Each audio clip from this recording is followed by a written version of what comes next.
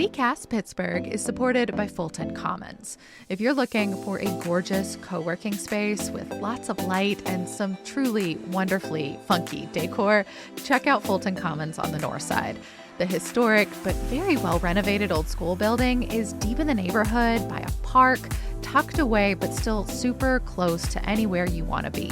They've got offices and common spaces. It's perfect for organizations or individuals, and they even have a shared food production kitchen on site. So there's lots of food-related events for their members. If this sounds like your dream co-working space, visit fultonpgh.org to request a tour.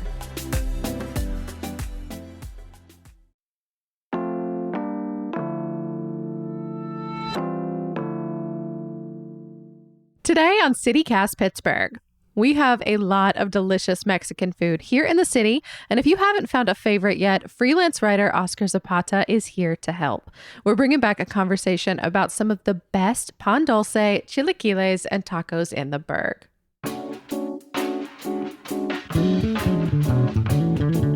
It's Thursday, April 10th. I'm Megan Harris, and here's what Pittsburgh's talking about.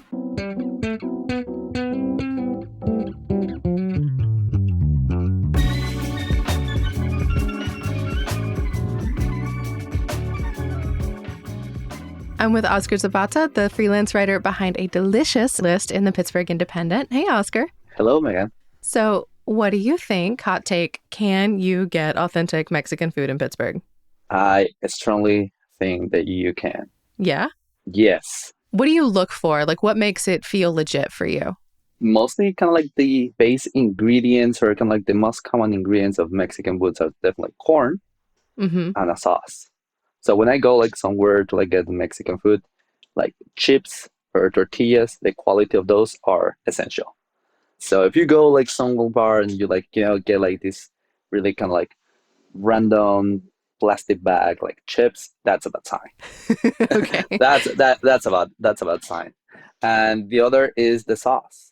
Like kind of like for chilaquiles or for enchiladas, you want kind of like a good texture, like slightly dense, colorful, well-smelled sauce. I think like those are kind of like as soon as when I go to like a Mexican restaurant or like a place that like has like Mexican items, that's what I like. Well, and I feel like you're a fair judge of this because you grew up in Mexico City. What brought you to Pittsburgh? Grad school. Yeah. Sure answer. Grad school.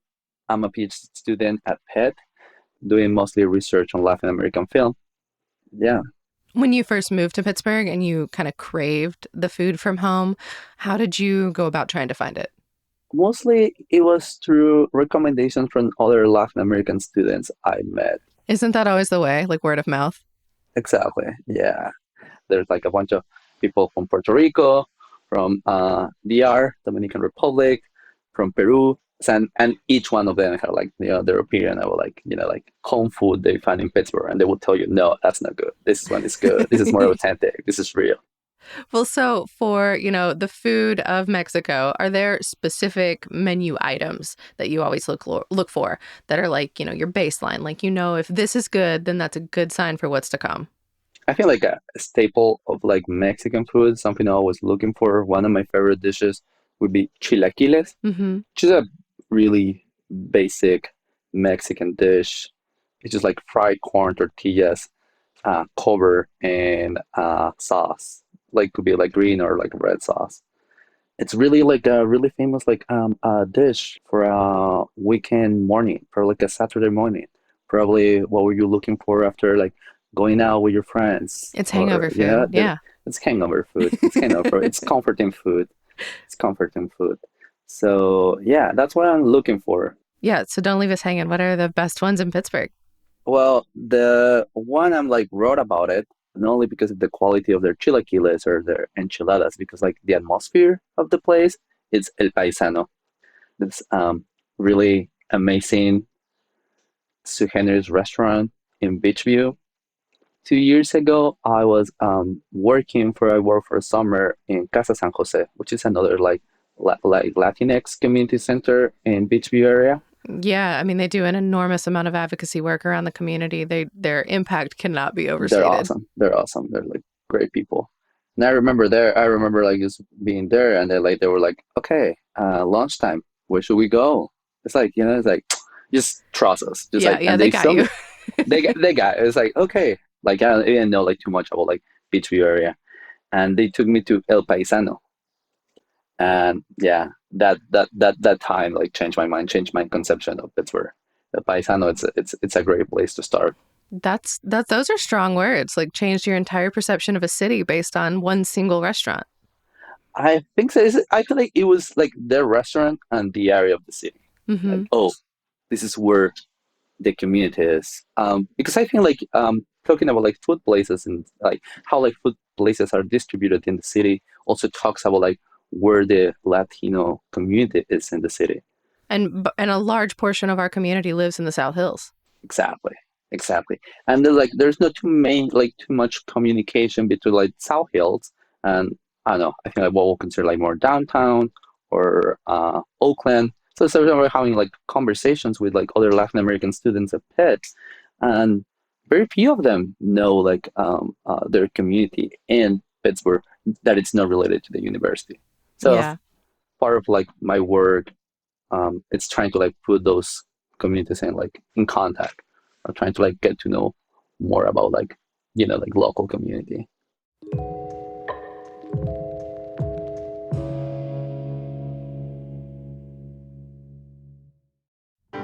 Today's episode is supported by the Pittsburgh Symphony Orchestra.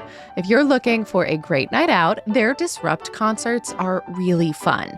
They're short, they're relaxed, there is no dress code, and you'll have a host on stage guiding you through the piece and bringing context to both the music and the person or people who composed it. You can even ask questions. There's one more Disrupt concert coming up this spring, Love Struck on April 10th, featuring a love story. Ravel's Daphne C. Chloe. You can expect shimmery romantic dreamscapes, ethereal progressions, and hypnotic harmonies that depict characters like nymphs and other mythical archetypes. The show is only 60 minutes long, and it's more than a concert. It's really an experience. Get there a little early, grab a cocktail, make a craft, and soak in the beautiful space alongside your neighbors. Tickets for Love Struck start at just $25. Get yours at pittsburghsymphony.org/disrupt. Springfest deals are still in full swing at Lowe's. Right now, get 5 bags of Stay Green Premium Color 2 cubic foot mulch for only $10. And get up to 40% off select major appliances. Plus, save up to $300 when you buy 2 or more select GE kitchen appliances of $396 or more. Lowe's, we help, you save. Valid through 4/16, excludes Alaska and Hawaii. Selection varies by location while supplies last. See Lowe's.com for more details and qualifying items. Well, and your article in the Pittsburgh Independent highlights these 5 specific businesses. Obviously, there are more in the city of Pittsburgh, but let's talk a little bit about some of their individual dishes. I'm going to give you a few categories, and you tell me what you love most from some of these spots. Are you ready? Of course. Let's start. Are you pulling up your keyboard? Yes. I see you ready to cheat. Okay. Yeah. Best breakfast item. Breakfast. Okay. Birria. So it's basically kind of like lamb or goat meat, marinated in kind of like a mixture of different like peppers, chiles, guajilla, pasillo, and the result is a really tender and like tasty meat that Yeah. usually it's like being like put in tacos, and those tacos are served right next to like the broth where the meat was cooked. And El Colibri, it's a really good place to try that. And something I found like amazing, even if you're like, I don't know, like vegetarian or vegan, they Hmm. have a vegan option for birria. What about your best baked good? So not dessert, but like a breakfast baked good if you're just on the go. The thing with pastries and like baked goods in Mexico, like kind of like the concept of like sweet bread, Hmm. pan dulce, it's more similar to, I guess, like French sort of like pastries compared to like like like I don't know like bakery in the U.S. or the like Anglo-Saxon tradition. So pan dulce is basically just like sweet bread. It's like baked sweet bread, and there are so many I love. I feel like my favorite one would be orejas, which basically means ears. and this kind of like crunchy baked pastry in kind of like a form of Yes, like it's the swirly one, right? yes.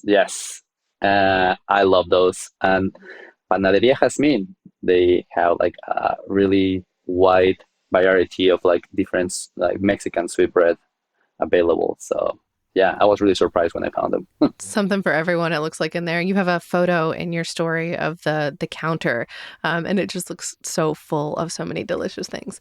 What about the best taco? Where would you recommend?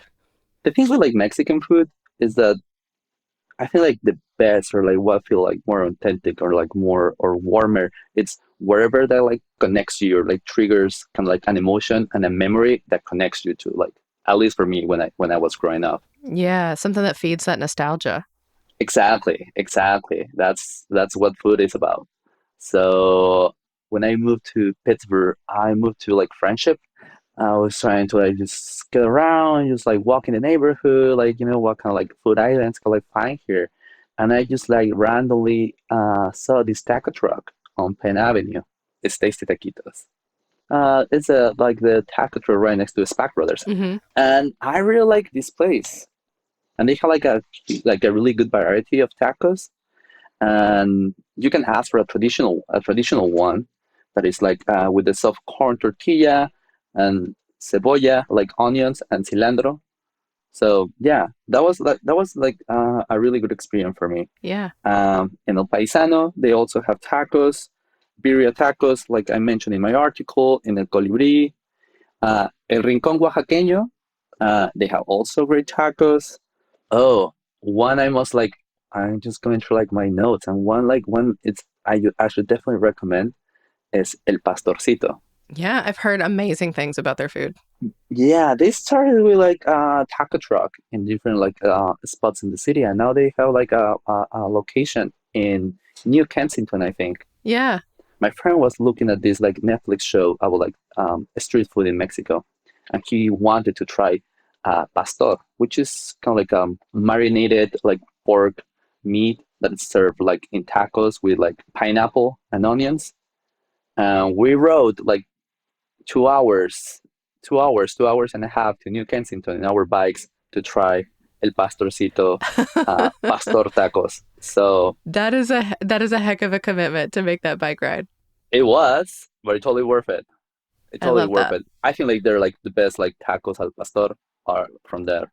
What about a veggie forward dish for our vegetarian and vegan friends? Tasty taquitos, they have kind of like a nopal taco. There is mostly kind of like cactus taco that I like a vegetarian friend like give me like really good like feedback. The guys from El Colibri, they have like the vegan birria, which I think like it's amazing to have that like that option. Okay, we'll wrap this up. What about your best dessert option?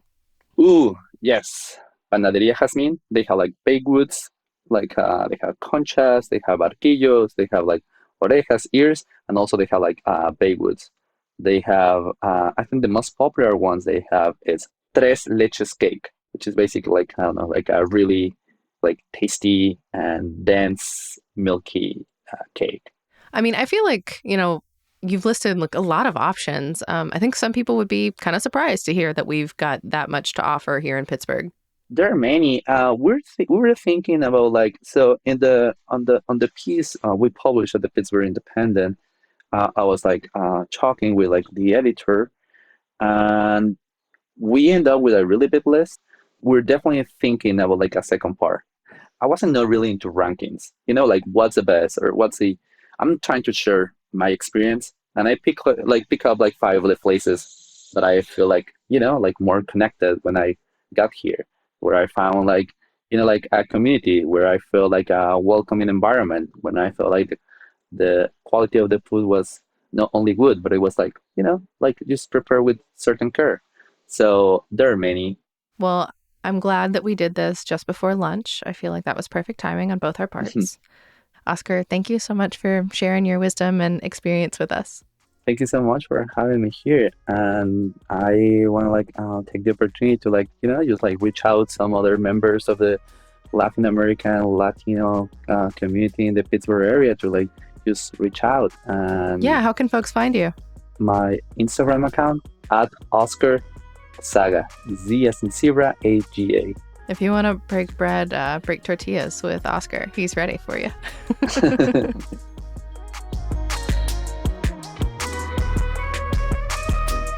That's all for today here on CityCast Pittsburgh. If you need all of Oscar's recommendations, we will have a link to those in our show notes. If you liked what you heard, please tell someone, recommend us, leave us a nice rating. We really appreciate it. And make sure you're subscribed to our Hey Pittsburgh newsletter. We'll be back tomorrow morning with more news from around the city. Talk to you soon.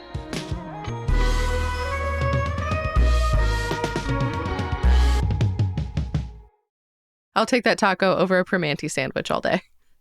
Oh, for sure. I just tried it once. And I don't think who thought about fries inside a sandwich would be a good idea. But I mean, it's fine. I respect it.